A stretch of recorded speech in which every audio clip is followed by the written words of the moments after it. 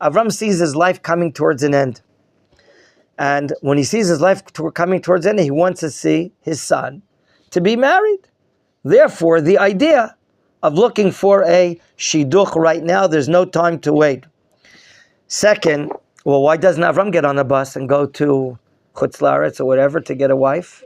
Because the pasuk states. That's what the Chizkuni says. He's no longer physically able to look for a wife, and therefore he must send a shaliach. He has to send a shaliach, an agent, a messenger. Otherwise, wouldn't Avram perform the mitzvah by himself to find a wife for his son? Remember, we learned the klal, the rule, mitzvah bo yoter mishlucho. There's a mitzvah for you to do it more than the shaliach to do it. Okay. Why do you know that's a mitzvah to find a wife for your son? Because does it? That's the idea. I don't see your question.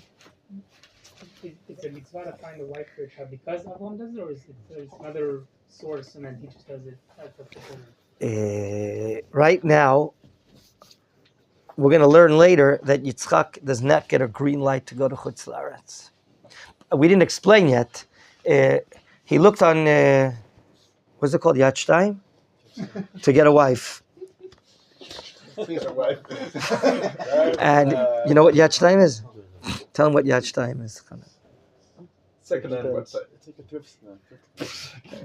And he found that there are only Canaanite girls here. And some of you know, they're cursed people. So there's no shidduch available here. You have to go far away. You have to go far away. Apparently the only place is his own household, where some good people can come out of that household from the house of Terach, in spite of Terach. So right now, Avram is not able physically to get a son. We're going to learn Yitzchak is so holy that he's not able to leave the Holy Land. He's so holy. He's like an olat timima. He's like a wholesome korban. So yes, Yitzchak has to have a wife brought for him. Also, we're going to see and learn that this is part of Yitzchak's personality. Yitzchak is passive. Rav Tzvi the Cook would emphasize, hu nif'al, he is passive. He is brought to the Akedah. He has a wife brought to him. Yitzchak is not the personality of Avram who's always on the move, acting and doing and so on and so forth. Now, at the end of the pasuk, Vashem berachet Avram bakol. We don't understand what this bakol is. By the way, we're about to read the longest story in the Torah ever, 67 psukim. There's no longer story. Okay? And we're going to ask why. Of course, we'll get to that in 2 days, God willing, B'ezrat Hashem. So the Rashbam explains this point, Vashem berachet Avram bakol, is also connected to the mainstream of the chapter. Remember, the reason that Avraham Avinu is going to send a servant abroad to look for a wife for Yitzchak has nothing to do, he says the Rashbam, with the fact that there are no girls in Eretz Canaan, or none of them are attractive to Avraham Avinu. Many probably would want to be standing on line to be in Avraham Avinu's house. Okay? Because Avraham Avinu is blessed with everything. Vashem berachet Avram bakol. There are a lot of girls waiting online to be the wife of Yitzchak. Why? This house has a bracha from everything. Berachet Avram bakol. Avram Avinu has wealth. He has property. He has honor. He has age. He has children. It's just that Avram Avinu will not agree to have Yitzchak married only into his family. So, bakol is everything but what? The Ramban says, he's blessed with everything but seeing grandchildren.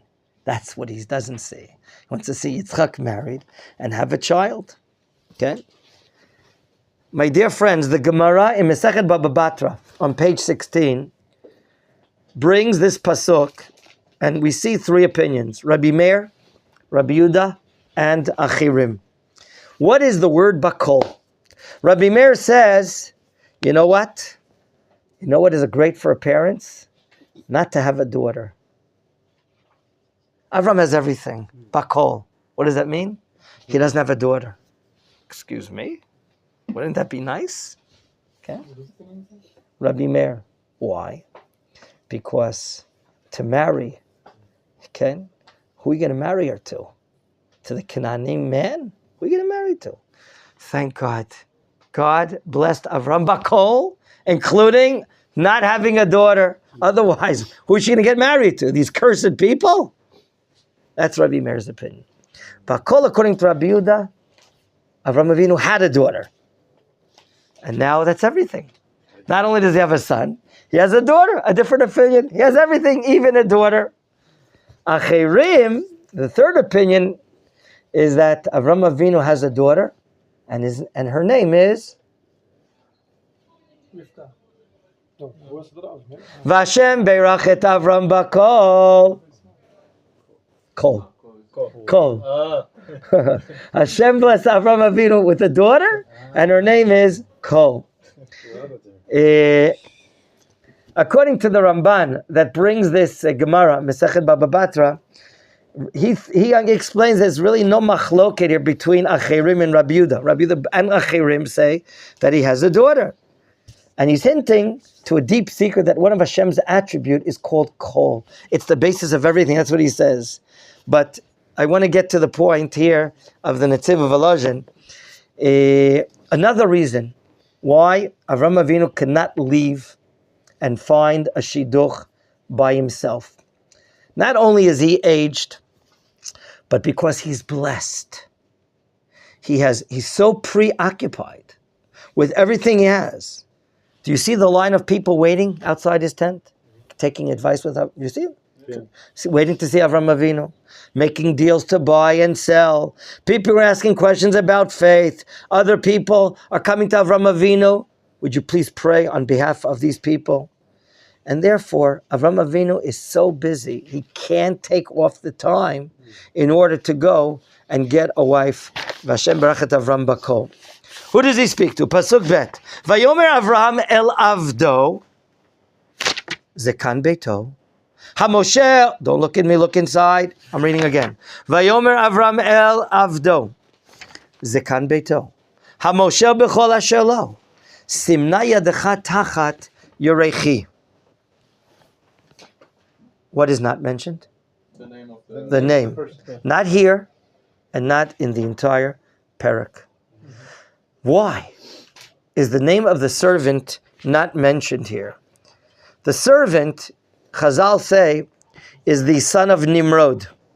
The son of Nimrod, who began the issue of ruling over others. He became a what do we call that in political terms?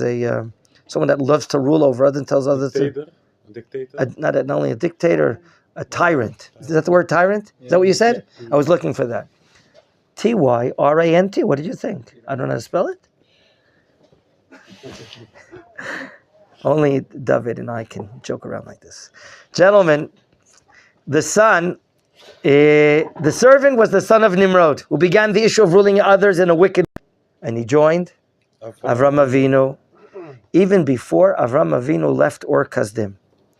Now this son, Rav Eliyahu Kitov, in his commentary to the Torah, is so lengthy explaining about, based on Chazal of course, how faithful the servant is, how diligent he is, what a disciple he would be listening to Avraham Avinu, to Avram, to his Torah, to his faith. And therefore Avram saved this flickering light from the house of Cham, even though he comes from the house of Cham. And he was purified with total purity. It says here, the Torah testifies that this Eved is Zikan Beito. No, the word Zikan here does not mean Zakan. It says Zikan, 2 dots. It's Smichut. Zikan Beito is the elder statesman of his house. He is a man full of wisdom. Number 1, life experience, this Eved. Number 2, he's the Moshel. He is the general manager of Avram's estate. Avram is a very large estate. Servants, male servants, female servants, gold, silver, animals, fields, okay? He ruled over everything, okay? Remember, from Cham to Canaan to Cush, Nimrod, Eliezer, were 1, 2, 3, 4 generations from Cham. However, with due respect to all the greatness of the servant, he's still part of a cursed world, from the world of Cham and Canaan. But his great virtues and his great merits was part of that he didn't consider himself important in his own eyes. Mr. Eved here suspended his self. He was selfless.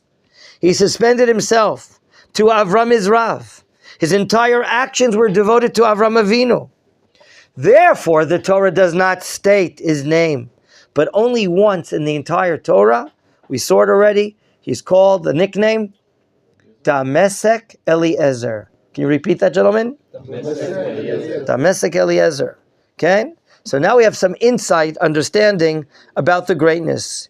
Even though Eliezer had all these virtues, he has not yet left his classification of an arur. Spell that, arur. Ein, Aleph, Aleph Resh, Vav Resh, right? Arur, the opposite of Baruch. Shame is Baruch, blessed. Cham is cursed, arur. Okay? Even though he has all these great qualities, he has not left his classification of a person who is arur. Okay? He's speaking with two tongues. Even the fact that his great uncle was Canaan, was cursed, and therefore he is the son of Nimrod, who is the son of Cush, the son of Canaan, who is the son of Ham, who is the son of Noah.